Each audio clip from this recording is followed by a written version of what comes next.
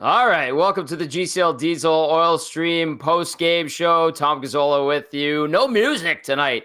Hernan Salas back at EST HQ. The Oilers 4-3 winners in overtime over the Philadelphia Flyers. If you're on your way home from the rink, you can text us 780-218-9999. We thank you for tuning in on this late edition of the post-game show after a late start, 8:20 puck drop. If you're listening on TuneIn, iHeartRadio, of course, EdmontonSportsTalk.com, and Apple Music. We appreciate you. And to those watching on YouTube, hello.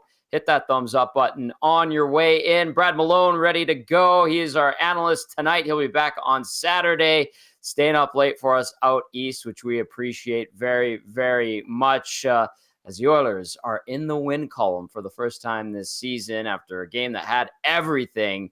And we're here to break it all down. All right, we're going to go into the scoring summary. Then we'll get Bugsy on, and we'll get to your texts and your thoughts, as well as Reed Wilkins will work the room and then hop on when he is all done down at Rogers Place. In the first period, Matvei Michkov. Hernan said it on the pregame show. This guy's going to score his first NHL goal. He sure does. 4:46 in on the power play from Tippett and Frost. This one, the Oilers challenged for goaltender interference. No good. The Oilers are penalized again for the delay of game, and then they lose their ability to challenge the rest of the game. That would come into effect later on. We'll mention that in a bit. Later in the first period, Michkov, second of the night, second of his career, on another power play at 9:21. The Oilers' penalty kill has been a mess this season. Frost and Konechny with the helpers on the 2-0 goal for Philly. Into the second period we go. Adam Henrique gets the Oilers going, cutting the lead in half from Janmark and Kulak. That line, I thought, had a good night at 6:26. That goal comes, and then Connor Brown gets the equalizer at 14:01 from Jeff Skinner and Darnell Nurse. But before the period was over, Bobby Brink gets credit for the goal after his, let's call it, pass towards the Oilers' net is redirected home by Matthias Ekholm. Zamula and Farabee, the helpers, at 19:37. One of those late goals that you hate to see if you're a coach. And the Flyers go into the third period with the lead. In the third, the Oilers really ramped it up. We saw some physical play. We saw a couple of fights. That was good to see. We saw Stu Skinner go down again. That's the second game in a row. He's gotten a whack on him, and someone hit him. And this time, Troy Stetcher goes and fights Sean Couturier. Then we saw Corey Perry fight right after that. So some life, a little bit of spark from the Oilers, and eventually it leads to the equalizer from Evan Bouchard, his first of the year, on a nice feed from Connor McDavid. Leon Draisaitl, the second assist, 3-3, and we're going into OT. And in overtime, a mad scramble, a chance at one end, and then the puck goes back the other way. Breakaway for McDavid. He misses, tries to find someone in front, ends up being Leon Draisaitl, who buries his second of the year. McDavid's got 4 assists on the season. That goal coming at the 56-second mark. The Oilers get the win, 4-3. Shots on goal, 33-30 in favor of Edmonton. Face-off percentage, Brad Malone talked about this on the pregame show, very important. Well, the Oilers were good on the dot again, 59.1% to 40.9. Power play 0 for 4. That continues to be a bit of a sore spot. PK goes 5 for 7 after giving up 2 early. So they cleaned it up on the penalty kill. Hits, 22 for Edmonton, 19 for Philly. Block shots, 21 for the Flyers to 9 for the Oilers. And Philly was sacrificing the body, getting in front of a lot of pucks that the Oilers were firing at Samuel Ersson. And giveaways, 12-9. The Oilers with 12, Philly with 9. Takeaways, officially 7 apiece. Let's bring them in. Brad Malone, our game analyst, stepped in formidably earlier. There he is. It's late out east, and he's hanging there with us. Bugsy, I mean, I was thinking to myself in the third period when there was the rough stuff, the fights, I'm like, this is going to be something Brad will probably want to talk about. And the first thing you said to me before we went on air was, hey, look at that, a little bit of spark. What did you like about the Oilers in that third period, and then maybe the game as a whole? Yeah, obviously discipline, bit of an issue. I thought my boy Noah, I thought that's a tough call on the goal challenge from Michkov there. I think when we were talking in between game, I think if that was under Stu's pad, it's a little different insight. But, for me, that's that one's 50-50, and clearly we're just not in the good graces with the league. But then to, bring it all the way back, we're down 3-2 in the third. And then, Stetch, I don't know him personally, but just both being alumni of North Dakota, heard a lot of things about him. This guy's got a passion for the game, and he's no dummy. He saw an opportunity there to stand up for his goaltender down 3-2 at home, and then Corey Perry jumps on the red carpet and follows him to the box before the puck's even dropped again. So, like we talked about in the pregame, that's why these guys are there. The IQ, the gamesmanship. Those are things that are valuable. That yes, some young players in the lineup would have an idea for, but coach doesn't need to say anything to those guys. It's just second nature now. One of the texts that comes in right away says, major credit to Stetcher, smallest guy on the team, shows the biggest heart fighting a big guy and Philly's captain. I think it was the spark they needed. So someone on the same page with you there, Bugsy. Do you think, take it back to the start of the game, that first period was atrocious for the Oilers. It really was. And, they were down 2-0. The fans were maybe they would boo them if another goal went in, but you could tell they were ornery. There was a certain vibe in the building, and I thought to myself, oh no, this is a continuation of the last couple of games over the weekend.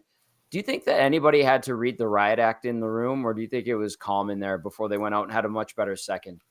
You know what? I think internally, there's still a ton of confidence. Obviously, results-based emphasis is probably a little higher than usual, starting 0-3, but the big point I want to make about what you just broke down there is just in the building, the energy.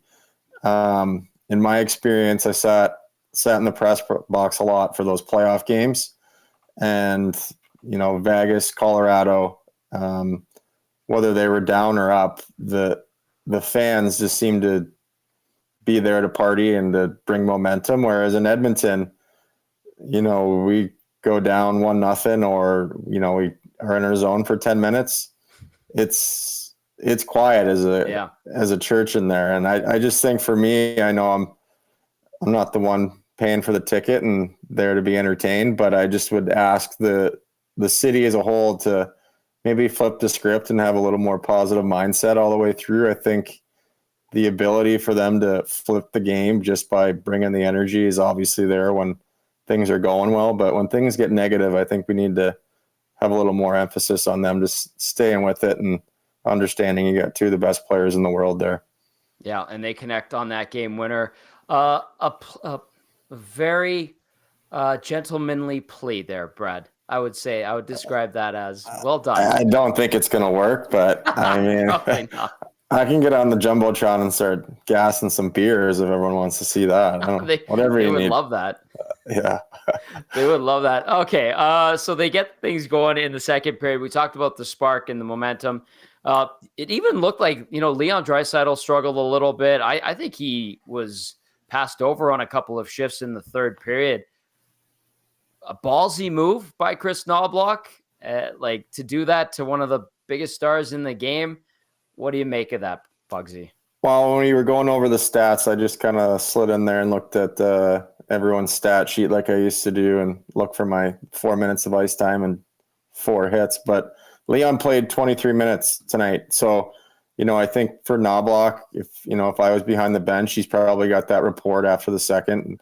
He probably understood how long he's been running and the power plays that he's been on. So, you run for a minute and a half, 2 minutes on the power play, understanding that you're going to get down to a 6-on-5 situation potentially, and then into overtime. You got to save some gas a little bit. You start creeping into that 26, 27 minutes a night as a forward. And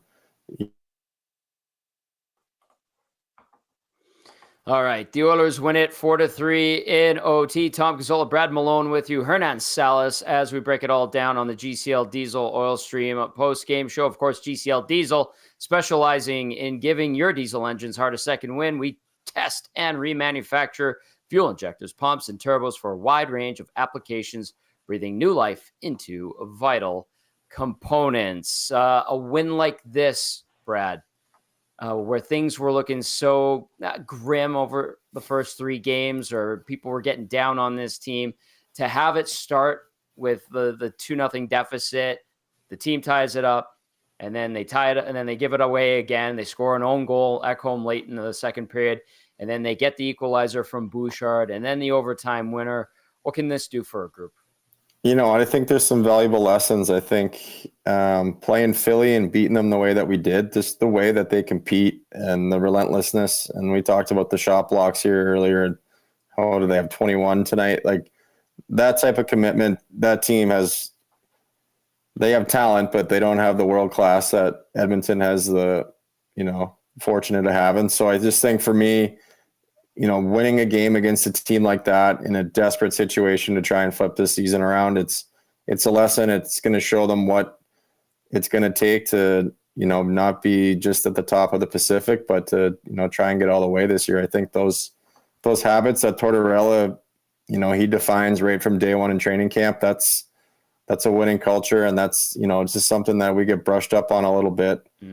And again, we kind of got outchanced there a little bit. I think we kind of snuck away with one. Few posts kind of saved us. So fortunate to get the 2 points, but certainly some lessons to take. Any unsung heroes for you in this game? Because I can think of a couple of guys that really contributed to turning this thing around mid-game. Who did you see that maybe doesn't always get the love and admiration that you think actually had good performances that contributed to the win?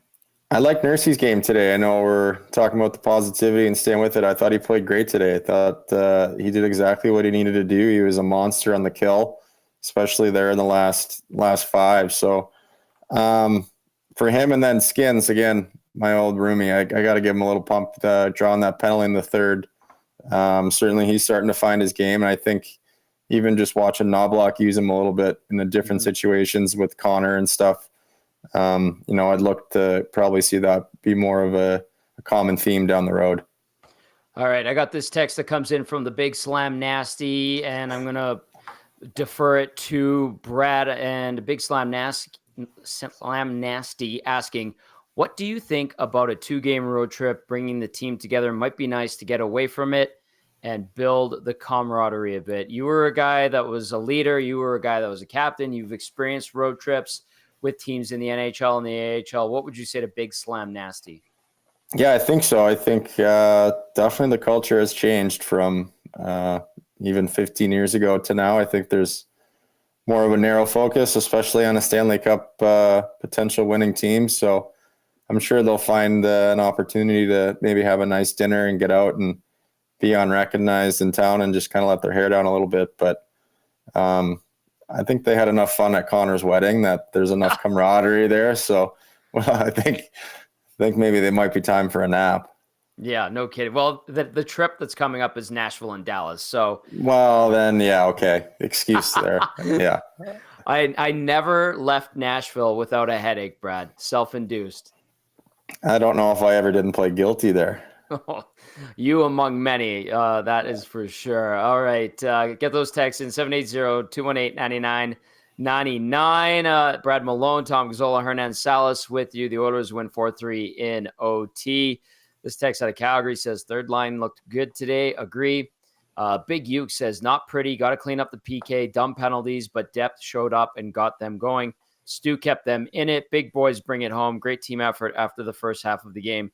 Not an A+, but great to see. Brad, that PK, especially in the first period, like what were they not doing? And then what did they actually tweak, if anything, to end up killing off 5 straight? Again, we talk about just like film study and just, finding weaknesses and kill. There's really only, 2 different methods now that teams in the NHL run. And, the theory that Edmonton has is pressure and, pushing from the top. And, clearly they just, the first one's a kind of a fluke. It's a 50-50 battle off the rush. And then the second one with that one-timer, I just think, yeah, maybe we'd like to have it back and have that D in the lane. But, it's one of those things where you're going to have to live and die by the sword. You're either going to be passive and get stuck watching and, being, kind of standing still, or you're going to get caught, being aggressive and trying to put pressure on these skill guys. And for me, I'm with Stewie in that theory of just, putting pressure on the best players on that team at any given night is, you're playing the percentages, and certainly, cleaning up the routes and timing is one thing that is, will be improved over the course of the year, but I don't think it's anything to look at and ask to change. And then, not to dog on the goalies, but, sometimes your goaltender has to be your best penalty killer. And, Stu would probably want that second one back if I would guess, but at the end of the day, we get the win. And, it's just, again, it's something to get back to film and learn and study. And certainly we got to be ready for two really good power plays on the road here with Nashville and Dallas. So the tests are not over. All right. We always take a look ahead when we wrap up with our game analysts on the post-game show. And like you alluded to, it is Nashville coming up Thursday. And then you're back for that Dallas game, which is an early start, 2 p.m. Mountain, so 4 o'clock your time. And if you're the Oilers and you're Chris Knobloch and that coaching staff, how are you approaching the Preds on Thursday? And then after you get through that one against the Dallas Stars team that you managed to get through in the postseason last year? Well, I mean, just watching Sportsnet there in between intermissions, Nashville's 0-4. Yep. Those off-season moves that they made and the veteran presence that they have, I think it was 3-3 and then ended up being they lose 7-3 tonight to Seattle. I can imagine a pretty hard conversation in that room tomorrow before Edmonton gets into town. Obviously, there's going to be the story of Leon and the numbers that he puts up against Nashville. He's gifted by God when he plays those guys. So, it's not going to get any easier. I don't think, you look at everywhere in the league, the parity is so high. Nashville's power play and their defense are so mobile. We're going to have to be super tight on our forechecks and discipline. Track reloads. We can't play a tired, hungover game. So maybe we should actually keep everyone in bed. I love the honesty. I love you coming clean now that your playing days are over and your ventures into Nashville, just like the media guys out there having a great time, enjoying the spoils of Music City. How do you think it went for your first time as a game analyst? Because I have my opinion, but I want to hear how you think your performance was tonight. I don't know. I keep talking about film study, so you're going to have to send me this or I'm going to go find the link on YouTube. And when I'm in the car tomorrow driving to Oshawa, I'll dive in on my tonnage and verbiage. Certainly being a Maritimer, I've come a long way. Oh, articulate, well thought out, and peppering in a little bit of fun.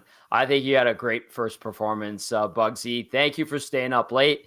Great stuff tonight, and I really look forward to doing it all over again Saturday afternoon against the Dallas Stars.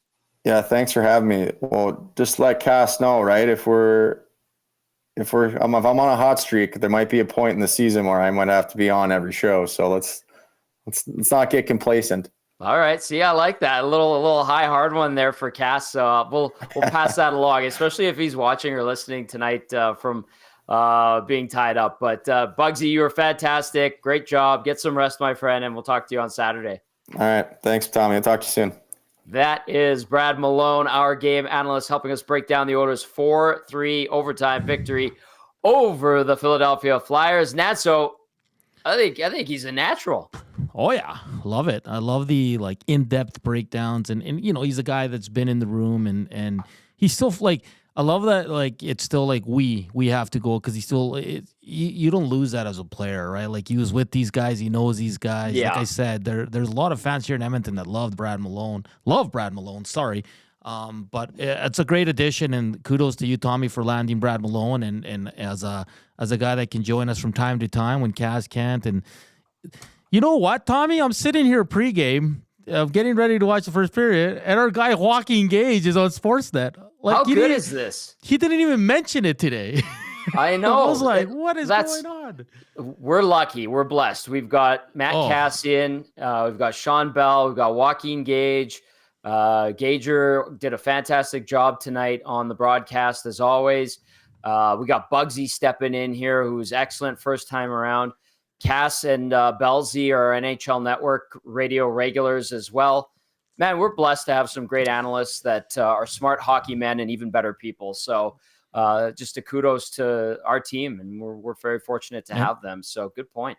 And I'm just here to talk smack. No, hey, Smack 2 talker. points. 2 points is 2 points, Tommy. Like you said, a lot to clean up still. Up until that goal, I didn't like Evan Bouchard's game today. Too nonchalant again with the puck. I think you can agree with that. And I'll echo Brad Malone's thoughts on. I thought this was Darnell Nurse's best game by far. Good on. And listen, I want to defend Darnell Nurse a bit here because everybody's like, "Oh, Stetcher, the smallest guy on the ice, has to go after."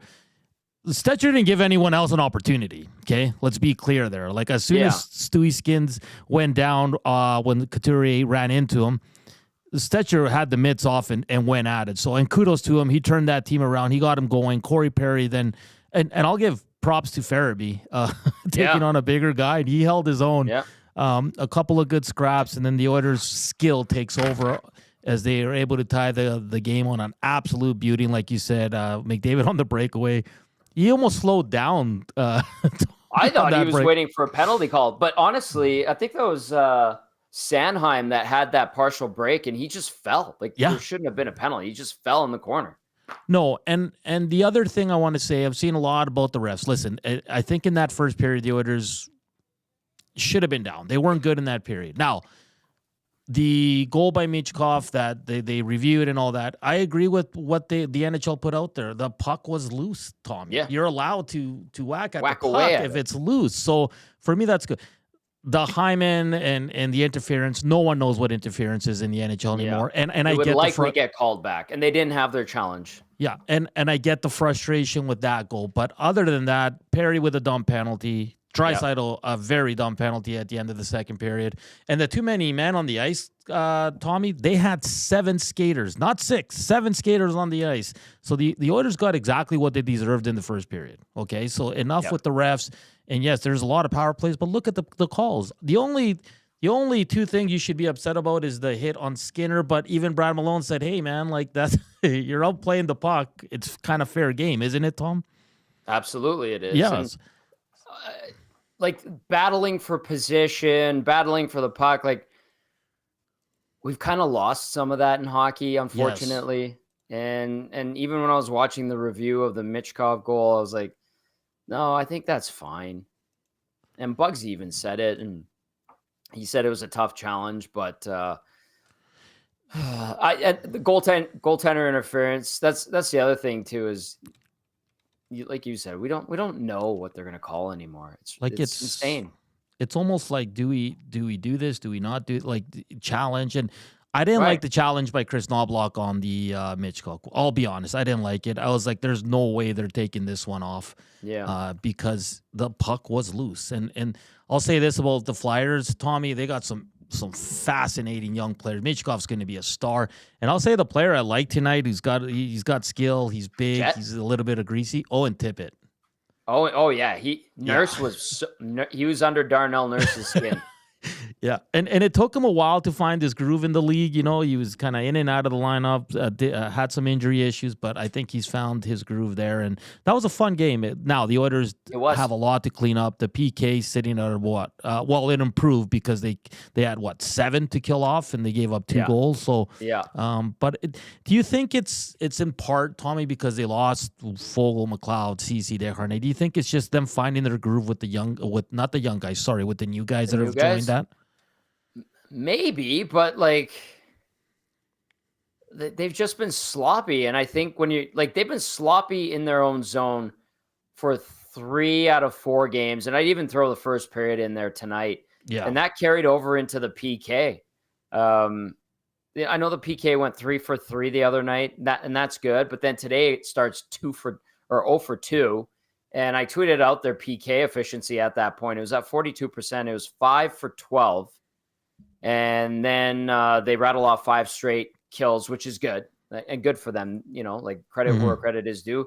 I don't know. It's almost like the switch got flipped because of a bit of a spark in that second period, and it affected most parts of the game, all 3 facets. But Yeah, power play needs a little bit of work, that's for sure, because it's a little too cute. Yeah. Yeah, I maybe it's a little bit of like getting used to, adjusted to one another, and then part of it too, I just think they're so sloppy in their own zone. At least they were, that it carries over into PK situations. And Mike from Calgary says they literally texted two guys today that this team never stands up for each other, especially after fools running around Sunday in the Battle of Alberta. Good on Stetch and Perry tonight. Yeah, they're taking a lot of praise tonight, and good on them for kind of flipping that game and getting the guys going there. And you make a good point about the power play, Tommy. I did think they attempted more shots. They were just getting blocked or they were missing, right? Because there's on one power play, Hathaway had 2 blocks and then Bouchard just missed wide. But it's something they got to simplify and get more shots. I think going into this game, they only had like 5 power play shots so far this season. So they got to find their groove. But I think this win's going to do a lot. As Brad mentioned, they go into 2 tough buildings. Another team that's struggling in Nashville, 0-3, and I think they've given up like 14 goals in 3 games. So that's going to be a feisty group as well, and a talented group too. So it's going to be fun on Thursday to see what these guys can do, building off a big 2 points tonight. Nashville, like you mentioned, 0-3, another loss tonight, and 6 goals for 14, like you mentioned as well, Nanso, against a -8 in the goal diff. And that is not a good start for a team that had a lot of expectation after some big moves. Okay, keep those texts coming in, 780-218-9999, and the nasty chat. I see you guys. We're going to get to a bunch of them. I've got this one, Reed Wilkins texting in from the locker room, giving us a quick update, and he will hop on the show a little bit later on. Reed says, Leon simply said, you have to ask the coach about the third period benching. And he did say his cross-check penalty was unnecessary. Yeah, that was not a good penalty. Maddie39 texts in, says, can't be cute on the power play when the opposing team played an aggressive PK. This one out of Calgary says, Skinner deserved to be hit, to be honest. He played the puck and just stood there trying to block the guy. Al says, hey, Tommy and Hernan, I think this is the 3rd time texting about Stetcher and Nurse paired together. Stetcher has been a top 4 the last 3 seasons, and Nurse Stetcher showed good metrics together in a small sample size before tonight. Paired tonight, Nurse looks good. Why Stetcher is good at zone denials, puck retrievals, and successful zone exits is analytics. Folks thought it was a no-brainer. They be tried together. Now let's see if it holds up. Al, thanks for the text. Good to hear from you. Donnie M says, EST, great day. Will and Brad, wow, what's up with Stoff mentioning stats from someone else? I don't know. It is a great day. Will Frazier and Brad Malone. I mean, it doesn't get any better than that, Tom. Yeah. There was one here. I think I lost it, but it was the gentleman was asking us, what did we think of Ty Emberson's game? And I know on the first PK, he kind of threw a layup there, Tom, that led to the first goal. He whiffed on it. He got walked by Owen Tippett there, and that one went off the post. Yeah. So I think there was some good with Ty Emberson. A couple good rushes, a couple good plays, moving the puck quickly, but work in progress for me. I'm not going to sit here and say, hey, oh, he was great or he was terrible. I think he was just okay tonight. And again, this is a guy for me that I didn't have high expectations, so I'm going to take it game by game. And like I said, progressing nicely, hopefully, and that's about it. That's all you can really say, Tom.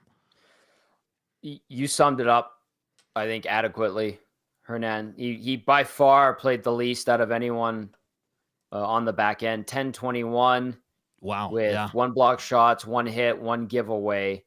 And I think, this is why, it was kind of heeding a little bit of caution in regard to Emerson and not expecting the world from him. He's going to have to find his way. And, Bugsy said it on the pregame show. Emerson was a guy he would face when Emerson was playing for Tucson and just breaking into pro hockey. And he said the eye test, didn't show that he was ready. Granted, that was 2 years removed from Emerson. Ended up in Hartford with the Wolfpack 2 seasons ago, and then last year played in San Jose. But work in progress, I think, is a very adequate way to put it. And so well said. Can we get into what Reed messaged us, saying Draisaitl sat? This is the first time we've ever seen this. Any coach do this to Leon Draisaitl. And I think it's a positive for this coach to do it because this puts every other player on notice. If Chris Knoblauch can sit Draisaitl and make him miss 2 shifts, Tommy, and no one's safe. And I think that's good because one, go back to the first period, Tom. I don't know if you're there live, but Louis always pretty optimistic. He always finds the good, right? And he'll break down the game and he'll be critical. But this is the first time in the first period after the second goal for the Flyers, and Leon Draisaitl's shift was terrible. Like it was. Twice he went for the puck, and it was just such a lazy effort. And when you hear Louis say that, like he didn't say lazy, but he said there's got to be more effort there. It's bad. So, and the bad penalty at the end of the second. But for you and I guess our listeners, I mean, I don't think anyone's going to have an issue with what Knoblauch did there in the third period. No, and that's why I said it takes some cojones to do something like that. By the way, thank God that Zach Hyman's cojones are probably okay after taking a boosh bomb to the daddy zone. So my goodness, but yeah, Draisaitl's game was suspect tonight, and it's funny how hockey works. He makes a good play to help get things going for the equalizer that Bouchard scored. He makes the play to McDavid, and then he ends up being the beneficiary of some fortuitous plays in OT and ends up getting the game-winning goal. But yeah, his game overall tonight, it wasn't there. To start the season, his game hasn't been particularly great either. So maybe this gets him going. Maybe a little bit of a jolt from the coach saying, hey, you're going to have to sit this shift out. We're going to send another guy over the boards in your spot that next shift. Maybe that helps piss the big German off and gets him playing the right way because he's capable of being much, much more effective and better overall. And, good for Chris Knoblauch doing that tonight. And if you're wondering about Draisaitl's stat line, a goal and assist +2, 23:01 time on ice, 5 shots, and 1 hit with 2 giveaways, 2 penalty minutes as well. Maybe a little bit deceptive.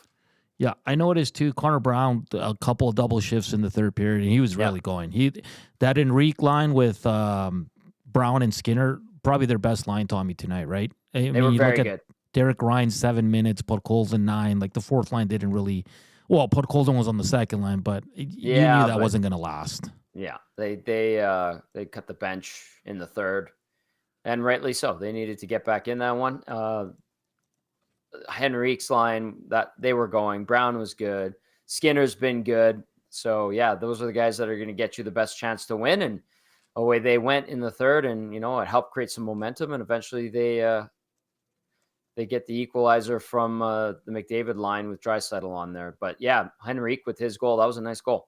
Really well played. All right, let's get to this text. Comes in from Eddie in Hannah, who's chiming in, says, wondering why Nuge and Hyman weren't in the lineup tonight. Wait, they were? My bad.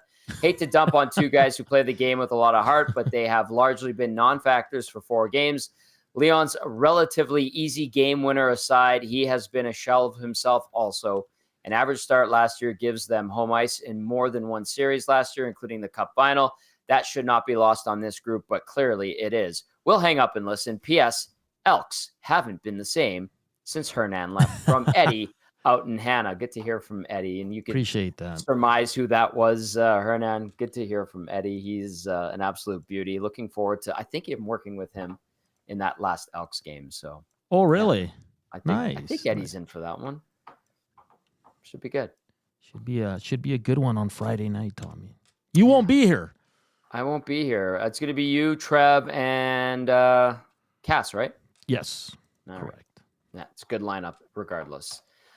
Let's go to Babbage Stash. Says, Googs, those fights, they turn the tide. No way the Oil lose after Troy Stetcher sticks up for Stu like that, and then the worm drops him. I live bet that bad boy immediately. Go Oil. All 4 games, Henrique's line has been the best line. What a beaut. And like just... I think Brad was talking about a little bit on the pregame show. They're just all consummate pros. He talked about their hockey IQ. And, they have been steadying and calming for the most part in 4, 3 kind of rough games and then 1 tonight that was all over the map. But, they've kind of been a constant in a positive way. Do you think that's fair to say? Oh, 100%. Yeah, I have to agree with that. It's yeah. Sorry, Tom. I'm just working on something. Are you working I'm on something? almost Working done. on audio? Yes.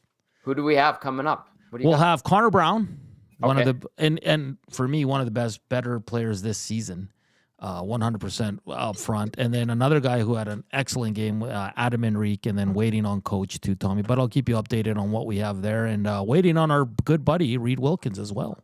Wilkie just finishing up down at Rogers Place, working the room for us, and then he'll hop on and give his thoughts. All right, well, why don't we do this in the meantime? Let's get to the turning point of the game, Hernan, and then that gives us a little bit of time here. The turning point of the game presented by Advantage Sports Medicine and Physiotherapy. At Advantage Sport Medicine and Physiotherapy, we treat you like the pros. Our multidisciplinary team includes sports medicine physicians, along with highly skilled physiotherapists, strength and conditioning coaches, and massage therapists. Whether you're recovering from an injury or looking to enhance performance, we treat you like a pro using the same locker room approach, trusted by the best in the game. So your Advantage Sports Medicine Physiotherapy turning point of the game was what we just heard Babbitt Stash talking about. The collision between Couturier and Stu Skinner, leading to the Troy Stetcher fight with Couturier, and he was punching up. We were saying it in the press box, but good on him. And Brad Malone saying there's another UND guy, an alum, a fellow UND alum, sticking up for his goalie, trying to give his team a spark. And guess what? It worked, because right after that, we see Corey Perry drop the mitts with Farabee.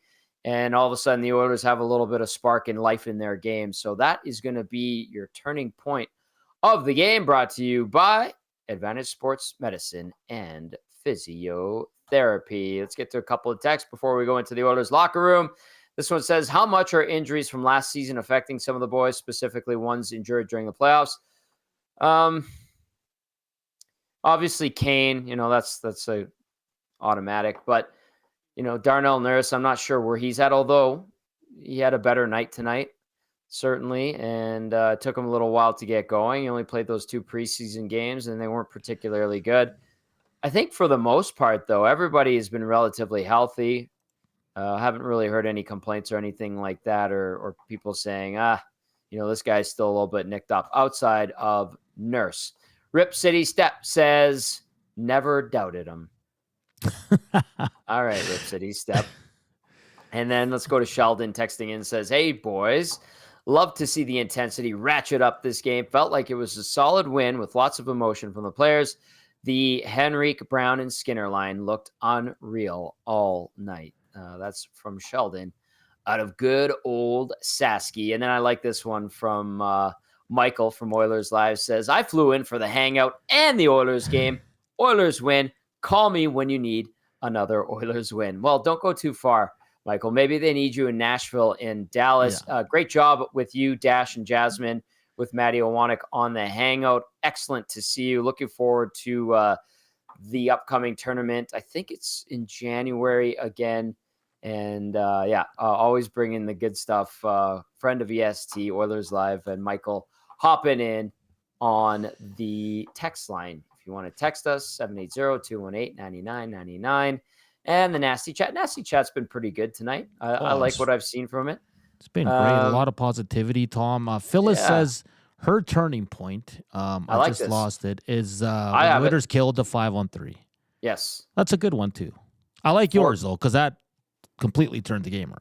Yeah. No, but Phyllis makes a good point, because if they allow one on that 5-on-3, it's good night, Irene. And so there are a few things that kind of contributed to them kind of swinging momentum back in their favor. PK waking up mid-game, that's important. I mean, it was so bad in that first period. And then to rattle off, I think it was 5 straight by the end of the night. Pretty impressive. All right, we do have Reed Wilkins standing by, and we do have some clips that we can get to. Do you want to play one first, Hernan? Sure. And then that'll lead into Reed. Who do you want to go to? Who do you want to go with, Connor Brown or Adam Henrique? Reed, what do you think was better? Just say it in your mic. Adam Henrique, here we go. All right, here we go. Seemed like things picked up there in the second period. Was there just a mentality to play in straighter lines or get some passion going? Just playing hard, trying to play with pace and play our game.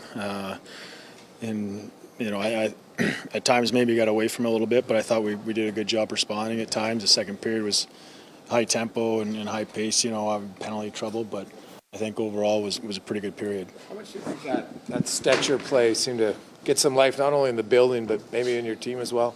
Yeah, I mean, Stetch standing up for a goalie, getting run over or body check behind the net. It was awesome to see. Always love that in those guys. A guy coming in the lineup the last few games and playing great and wears his heart on his sleeve. So it was great to see.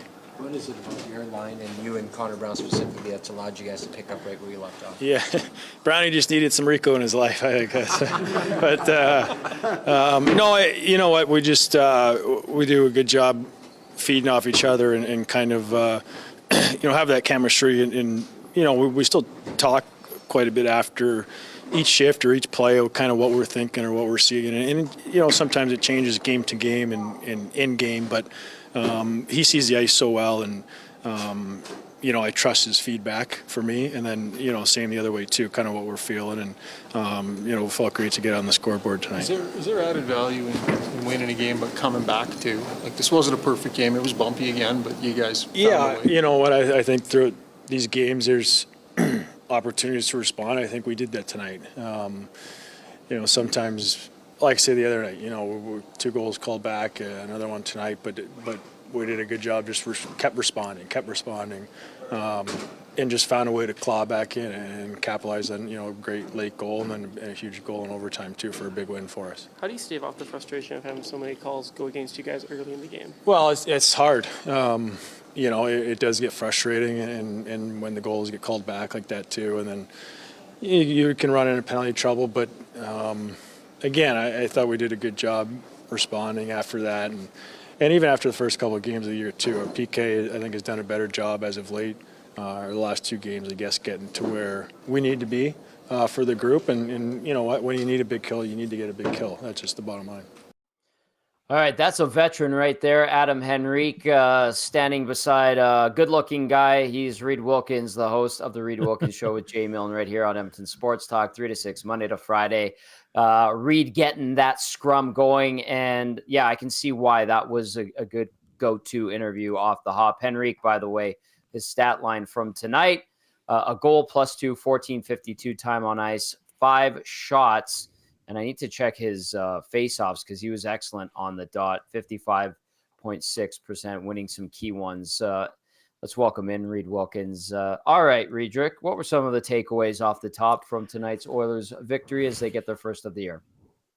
Well, first of all, how's my volume today? I know it was kind of good. Goofy on the weekend. Okay, good. I don't want to injure anybody's ears. I really thought that the bottom 6, well, I'll say that the depth players help turn this game around for the Oilers. I thought the goals they scored in the second period, simplify, get it over the blue line, play in a straight line, get the puck to the net. I mean, Janmark comes down the left wing from where he was shooting. I don't even really think he thought of it as the shot. Right. Put it off the goalie. Henrique is there for the rebound. Great skill on the backhand, by the way. You got to have skill too to finish, but I thought a very simple play.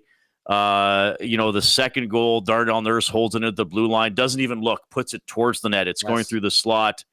And I think it was Skinner that passes it to Connor Brown. Quick shot, no fooling around, no dusting it off, no let's try 4 more passes before we shoot. Puts it in the net. And then obviously the Stetcher fight going up against a much larger individual. I think it was 6'4" against 5'10". Yep. Couturier versus Stetcher. And then old man Logan, Corey Perry does his thing.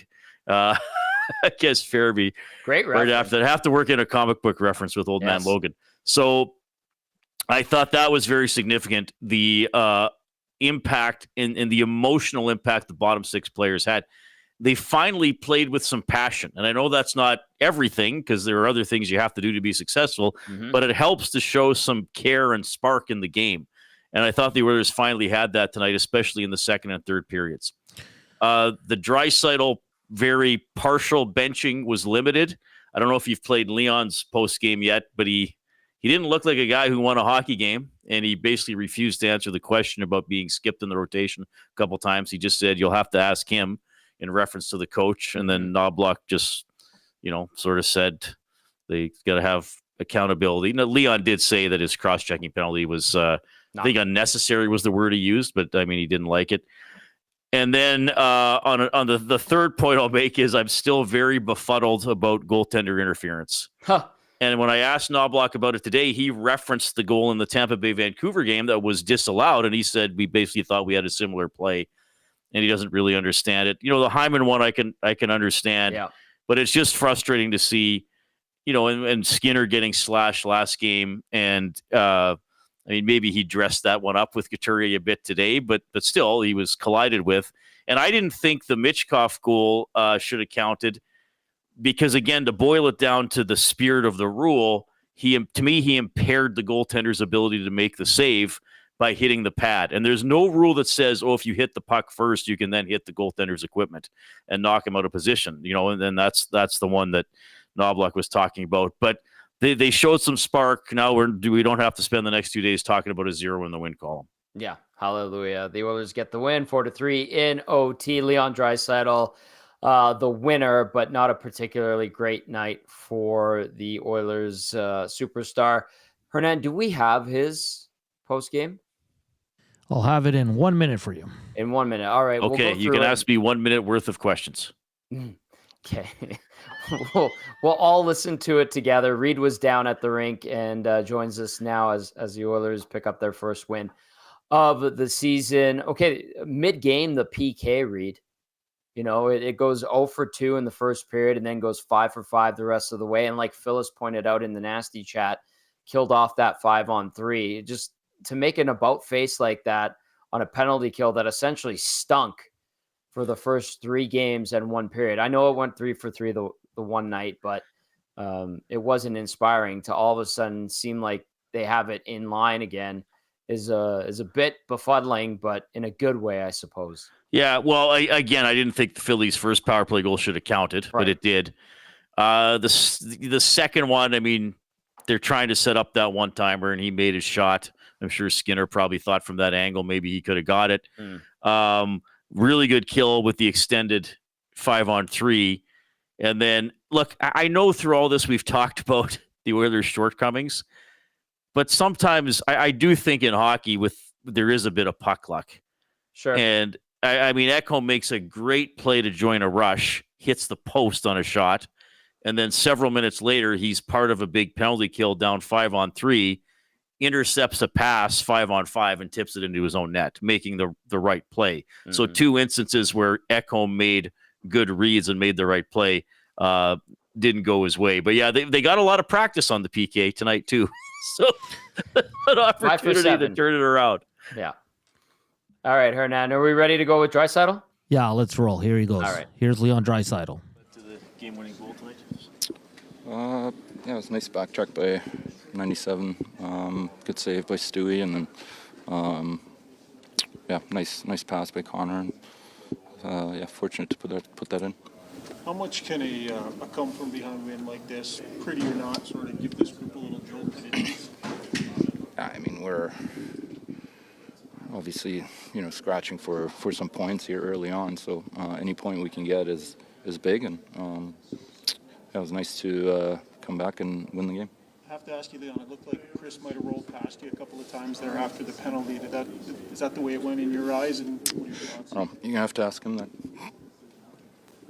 You guys were pounding away, not finding a lot of success, particularly you and Connor together, and then, boom, you've put together a goal for the third goal, get some success in overtime. Is it just a matter of, trying to wait for something good to happen? Yeah, I mean, I think we're not maybe as clean as we want to be on that last touch, but we've certainly created some looks or some zone time. It just hasn't really resulted in anything. So sometimes that's all it takes. So hopefully we can carry that over. Your thoughts on that cross-check they got you on the second period? Yeah, I mean, it's unnecessary penalty on my behalf. Yeah, can you talk about Henrique and Brown and just kind of they seem to be the one line that's kind of had some consistent jump all year, and tonight get rewarded with 2 goals. Yeah, they're great. That line seems to have some chemistry, and I like the way they look, I like the way they've been moving, and it's nice for Brownie to get on the board really. With all the penalties, Leon, was this a tough game to play, like to find the rhythm of? Do you think? A little bit maybe, but I think some of the penalties, like mine, is like I said, unnecessary. That's on us. That's on me. So I thought our killers, for the most part, did a really good job tonight. So it's just one win. It's just 2 points, but you kind of just put it away. It's kind of a relief, and just kind of how important it was to stop the bleeding and get things going on the right track. Yeah, it's always nice to get the first one out of the way, and hopefully create some momentum, create some confidence in our group, and just go from there. All right, there's Leon Draisaitl, scores the game-winning goal, gets benched, have to ask the coach about it, and didn't have a particularly great night, but ends up +2. It played over 23 minutes, so interesting. The stats kind of being a little bit deceiving. First star of the game, as you can see, if you're watching on YouTube, on our side panel there. Tom Gazzola, Reed Wilkins, and Hernan Salas with you. You can text us 780-218-9999. We'll go for another, we'll go about till 12:15 or so, and you can get into the nasty chat as well. All right, your impression, Reed, of Leon coming out of that scrum. Well, he didn't he didn't portray the joy of a man who just scored the game-winning goal in a hockey game. Now, we also know over the years, to some extent, that's Leon. He's often very understated or stoic, or sometimes surly. I'm not saying he was surly today, and I don't mind. That's his personality, and I think that's part of why he's a great player. I wasn't sure how he was going to handle the coach question. I mean, that's highly unusual for a player of his caliber to miss a shift. I guess didn't Cooper bench his entire top line last year or the year before in Tampa for a period? But that's John Cooper. Yeah, it's not Chris Knobloch. Yeah. I guess, I always try to think of why did that person handle it that way. I guess if Leon acts upset at the coach, then that becomes a story publicly. If he says, "Well, I shouldn't miss a shift," I'm great and I wound up scoring. How dare he bench me? That becomes a story, and he's making it about him instead of about the team. If he says, "Well, I messed up and I guess I deserve to miss a shift," then he's publicly giving his coach the go-ahead to sit him out. So I guess in that moment he thought, it's a coach's decision and I'll let the coach speak for it. Nanso, how do you read into it? Yeah, I mean, I'm kind of glad he just said, ask the coach, because he's the one that made the decision. I'm okay with it. I don't think he was having a overly solid game, and that penalty at the end of the second was just stupid. That's just selfish. But I guess I wanted to ask Reed, were you okay with him missing a few shifts there? Because I was. I think Tommy was as well. I had no problem with it. I was, because I do think there are times beyond how he has been playing. Mm-hmm. And again, I know they got some big goals, but the Oilers' top guys have not been great. No. By the way, Bush in the offensive end looks like a foreign player compared to last year. Yes. But I'm sure he'll come around, and he scored, obviously. But I don't mind it. I mean, he didn't do it for the rest of the game. He did it enough so the player noticed. And I do think a coach sometimes has to remind anybody, hey, I'm in charge, and there's no one bigger than the team. It can't be an easy thing to do, but I am glad Knobloch did it. And I do think, if you're on a hockey team, there's all the players know who the good players are, and they know there's a hierarchy, right? And Derek Ryan knows. We'll just use Derek as an example. Derek Ryan knows that even if he's playing well, he could get his minutes cut at any time, or have to miss a shift at any time, even if he's having a good game. Yep. Leon Draisaitl has never had to worry about that, So I think in one fashion, it's important that now it's in Leon Draisaitl's head. I can't goof around out there. I can't take a selfish or, as he called it, unnecessary penalty. Mm-hmm. I mean, I remember once Ralph Kruger sat out Taylor Hall for a while. He threw a cross-ice pass through the neutral zone that got picked off, and Hall was asked about it after the game. But Hall directly answered and said, well, I turned the puck over, and that's why I got sat down. So I think Leon, then acknowledging that it was a necessary penalty, did answer the question. He just didn't do it directly in the moment the question was asked. Reed, though, but and you've covered this team just as long as Tommy has, and this is the first time, since McDavid Leon, that we've seen a top player miss a few shifts. Of that caliber.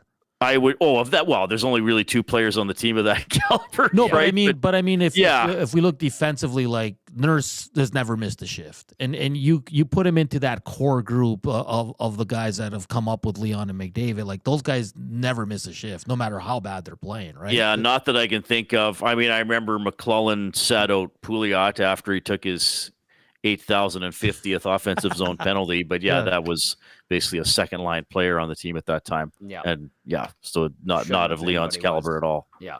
Absolutely. And I think this just puts other guys on notice too, that if Leon can miss 2 shifts, if he's missing 2 shifts, I can. The coach can sit me as well, right? Let me throw this at you guys. That's a good point. And that's what made me think of this. This is now Draisaitl, briefly in the third period here, and then Jeff Skinner, who's a veteran of over 1,000 games, a Calder Trophy winner, has been an all-star. Chris Knoblauch has sent a message to both of these guys, and we're only 4 games into the season. Jeff Skinner has bounced back very strong. He played very well tonight. Mm-hmm. I think he's been one of the better players for this team through these first 4 games. How about Knoblauch kind of stepping up in that regard? What does that say about him? Reed? Well, I think I hope it says that despite his very even keel presence publicly, that he's got some chutzpah. Yeah, I was trying to think of the right word. But again, that I think he's in command of the bench, and he wants to remind the players he's in command of the bench. Mm-hmm. And Jay and I talked about this on my show today too, with him changing the lines around.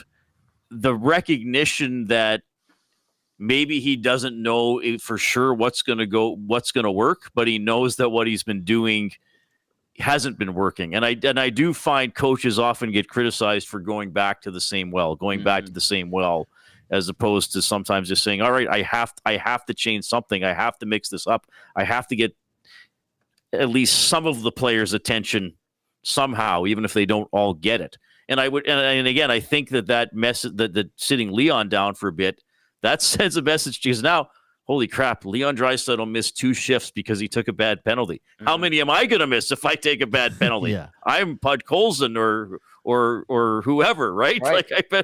I better not slip up here. No. All right, Rick, one more to throw at you. This Oilers team goes on the road for 2 straight. They go Nashville, which is a team searching for its first victory, and then Dallas, that is off to a great start, which is a Saturday afternoon game, 2 p.m. our time. How do you look at these 2? Well, I guess I expect, or at the very least I hope, for a lot of emotion, that the Oilers continue it. Mm-hmm. I would expect Nashville to be embarrassed and furious. I think I'm the only person in North America that picked them to win the Stanley Cup, but they should. Certainly they should at least be a very good team. Still early, Reed. And then Dallas, we know how Dallas plays, and they'll have the emotion of it's the first crack at the Oilers since we were bounced by them in the playoffs. So I expect 2 teams to play with a lot of passion and maybe to even be playing with a bit of anger. And I hope the Oilers bring that again, because I do think having that spark and finding a new emotional level, at least new for this season, help them win the game tonight. So I hope they realize that and take that into the next 2 games as well. Well said, Rick. Well said. Thank you for hopping on tonight. Great work down in the locker room. And I'll see you at the studios tomorrow. Reed Wilkins Show with Jay Milne, 3 to 6 p.m. I know those guys. Awesome stuff there from Rick. Big thank you to him for hopping on tonight. Excellent as always. Okay, we're going to get to some more texts. We also have to get to the player of the game with Hernan Salas. I have a few texts that I've seen that I have queued up. Nasty chat, keep doing your thing. Good job in the nasty chat today. I've enjoyed it. It's been pretty pleasant.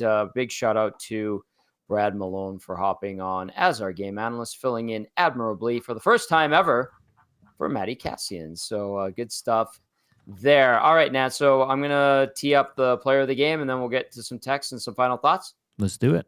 All right, beautiful. Coming up, it's the Damon Bunting Remax Elite Player of the Game. Damon Bunting, consistent, top-producing realtor in Greater Edmonton and among Western Canadian Remax realtors. He's community-driven and understands what it takes to make a difference in our city. Check him out on DamonBunting.com or visit his Instagram at Damon Bunting Real Estate. Hernan Salas, the Latino Heat, who is our Damon Bunting Remax Elite Player of the Game. He goes by the nickname Rico. Adam Henrique got the Oilers off the schneid right away there. Got him right back in the game. Scored the goal. +2. 14:52 time on ice. He had 5 shots on net, 2 blocks, 2 hits. So he was solid. I think that whole line was solid. I thought Jeff Skinner was good.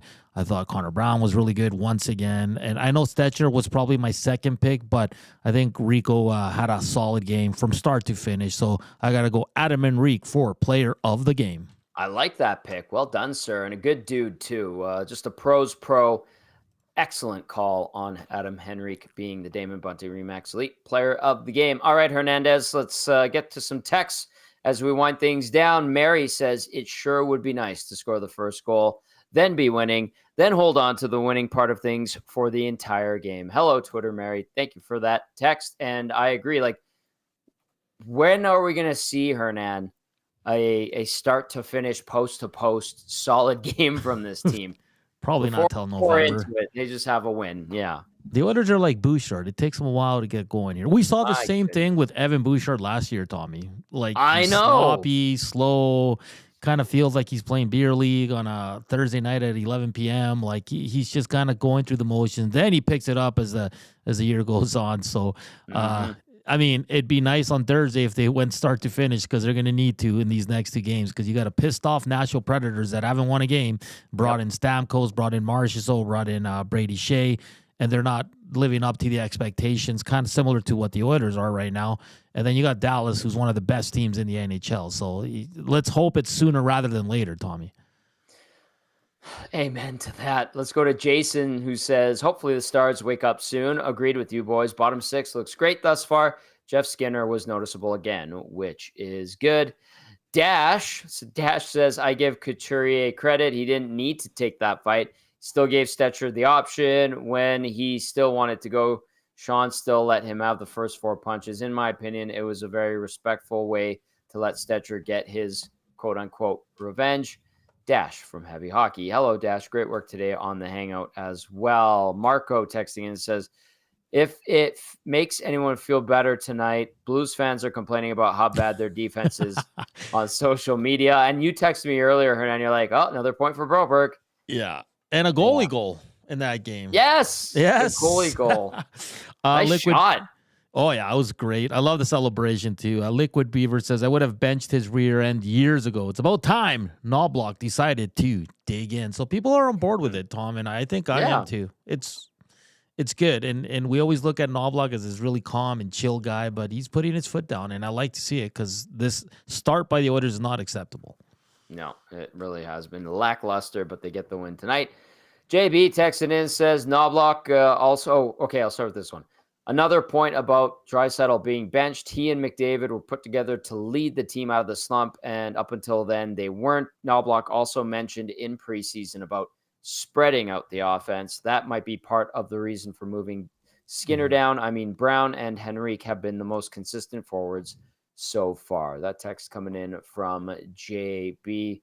Yeah, you know what, though? It's good to have that backbone, I guess, with veteran guys like Henrique and Brown and Skinner, and Janmark was up there a little bit to kind of just bring steady play, like reliable play, even though when everyone else is kind of, you know what, Hernan, I should say too, that even though Perry and Ryan and Janmark didn't play a ton tonight, they had a couple of good shifts. There was that sequence in the second period where the Oilers, I think they're coming off a power play, Couldn't score because they were too cute again. But they strung together a few pretty darn good shifts. And I think the Perry line got in there for a little bit. And they had a really strong shift in the first period as well. Like, they're not Perry out hit there the much. post, right? Yeah, they're I not think it out was there on. much, but when they are, they've been generally all right, which I think is worth mentioning as well. Not to the extent of the Henrique line, absolutely, but they've been contributing in a positive way for the most part. All right, Yeah. anything else? No, just it's good for the Oil to get their 2 points, very much needed. And we're back Thursday, Saturday. Saturday's an afternoon game. We all know how the Oilers love those games, so it should be a fun one. And hopefully this kind of gives the group there some confidence going forward, and hopefully some players are starting to feel it. Like you said, the third line, the big boys, even though they weren't at their best, they were able to tie the game and win it in overtime. So hopefully this kind of just leapfrogs them into some better hockey here, because they're going to need it, Tom. Indeed, they will. The next game is on Thursday night. The Oilers take on the Nashville Predators. That is a 6:00 puck drop.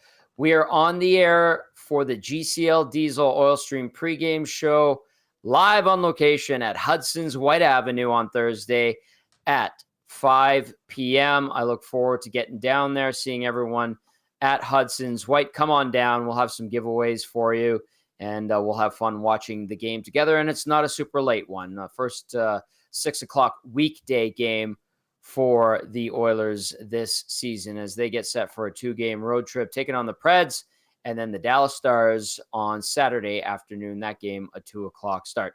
Brad Malone, great stuff as his analyst debut goes tonight, filling in for Matty Cassian. Fantastic work from Bugsy. He'll be back on Saturday filling in for Cass. Cass returns Thursday night.